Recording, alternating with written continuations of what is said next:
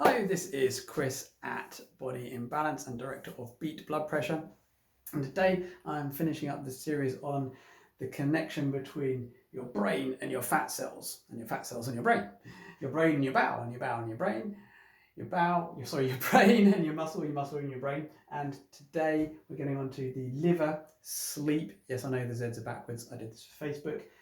And brain. So the brain, liver, sleep connection. Now, hopefully you already know that the brain is kind of important, and you now know that it's affected by your fat cells, your bowels, and your muscle. But today we're going to talk about the liver, and again, you should probably already know that the liver is pretty important. The liver has many functions. So a quick overview. A lot of people think of the liver primarily as the organ of detoxification. It's an organ of detoxification. It filters all your blood. And then there's also the kidneys as well, very important for detoxification, your skin cells. In fact, every single cell has to detoxify. But your liver helps actually make a lot of poisons and toxins safe, so they can then be dumped into your bowel and excreted. It also filters some bacteria as well. It's really important for fat absorption, because we need fats to live through its connection to the gallbladder and bile production, basically. But it also stores and makes fats, the good fats as well as bad fats. Although if the body's making it, it's not because it's bad. The body needs it, but if there's too much, there's bad. So the liver is responsible for cholesterol, basically, and triglycerides. It's also important for storage of fat-soluble vitamins, and it also helps store sugar as well to a certain extent. And the liver is really responsible for keeping your sugar regulated in your blood. It's also really responsive for amino acid, which is basically the building blocks of protein. It's very important for amino acid regulation. It makes a lot of things, including albumin, and albumin is a protein that helps deliver nutrients and hormones around the body. So if your liver isn't working properly, there can actually be lots of different signs and symptoms and changes in your blood long before your liver enzymes themselves change. And disease of the liver is getting more and more prevalent, because a lot of the foods we are eating contain herbicides, pesticides, and other chemicals that basically are increasing what's called non-alcoholic fatty liver disease. Common things like paracetamol, Tylenol, and a common herbicide called glyphosate, which is, if you're eating like wheat, then you're going to be full of glyphosate, but glyphosate is found on all kinds of different things and food sources these days. So the liver's kind of a big deal, and if something goes wrong with it, then it can cause problems with your brain, your heart. It can cause cancers throughout the body because you're not getting rid of toxins. So it's really important to make sure your liver is functioning absolutely properly all the time. But here's the thing. Okay, we know the brain and liver talk to one another, and we know that if the liver is not filtering toxins properly and not doing its job, the brain is going to suffer. But what's this got to do with sleep?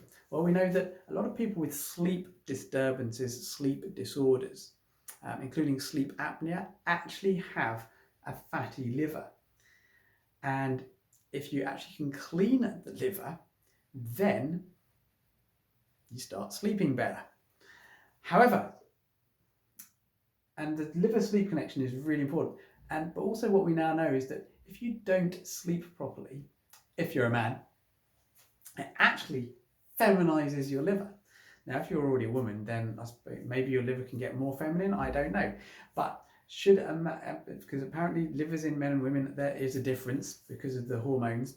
But basically, when you're not sleeping properly, your liver gets more feminized, because some of the female hormones actually help protect the liver. Like I think 75% of all non-alcoholic fatty liver disease is in men. Something like that. Anyway, it's much more prevalent in men than women. And so the thought is that estrogens are protecting in some way, or the female liver is a bit more protected in some way. So the brain actually changes male livers and feminizes them in order to help protect the liver, but this of course can then knock on and cause other effects.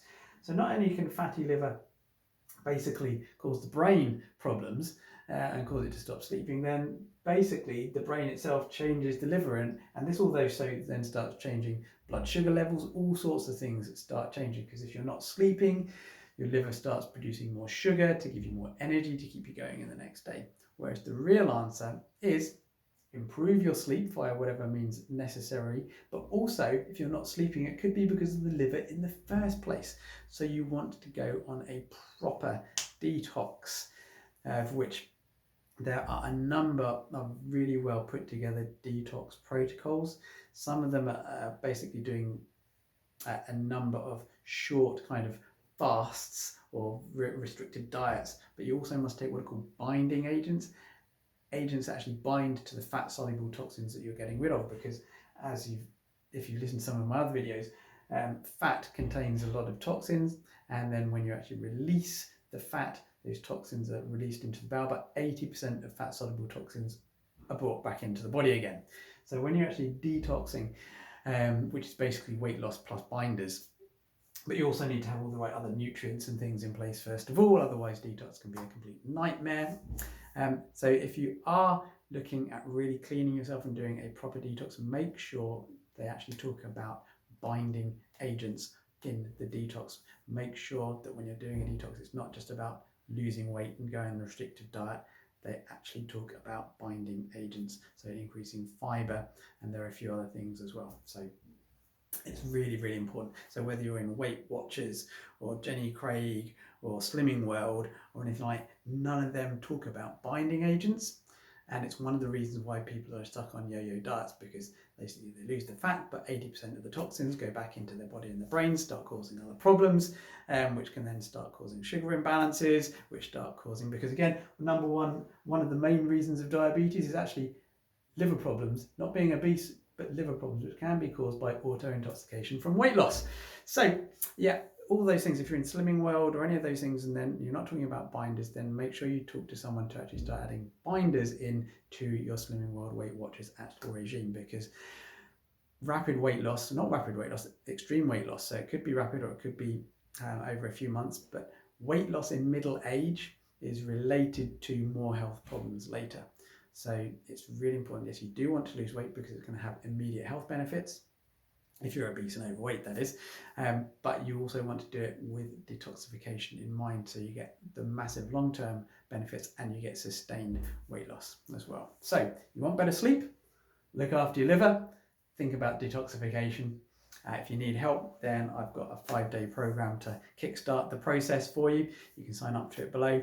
You can reach out to me via Facebook in the Health Lab. You can reach out to me via beatbloodpressure.com or the Pain Relief Centres UK.com. So I'll put links below.